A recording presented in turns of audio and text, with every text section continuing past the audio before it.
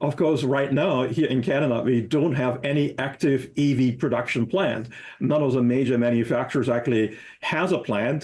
They're all under construction and they will be going online next year or through the next several years. So right now, there are not very many jobs at stake, but there will be down the road. Okay, so they're placing tariffs on EVs from China, and but yet there isn't manufacturing happening here right now. That's right. We are importing some vehicles from China, mostly from Tesla's Gigafactory in Shanghai. But here in Canada, we're only at the early stages of cranking up production.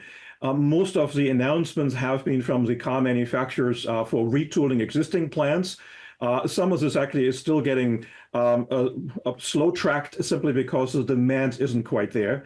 Whereas other manufacturers are opening up manufacturing plants for EV batteries and Mm. building up our EV supply chain. So, what do you think will be the impact of these tariffs? At the outset, it will be quite minimal because the vehicles that are coming into Canada from China are mostly Teslas Hmm. from the Gigafactory.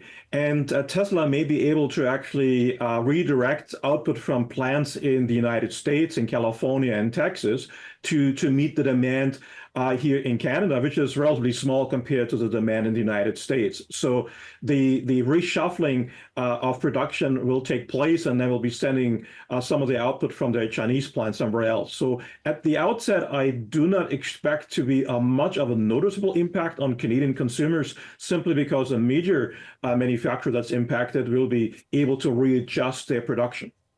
I recently kind of did a study looking for a new car and trying to compare a gas vehicle versus a hybrid versus an electric vehicle.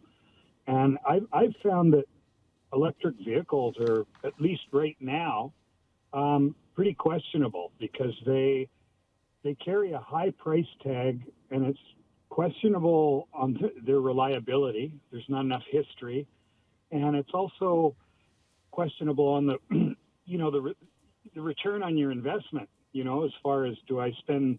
Okay, I Are don't you spend saving money enough on on gas. gas? Yeah. Yeah, I don't spend money on gas anymore, but I'm spending an extra 15 or 20,000 for an equivalent electric vehicle over a gas vehicle. Hmm. And I actually found that a hybrid electric is probably the best of both worlds. Okay. If you want to try and do some saving the planet and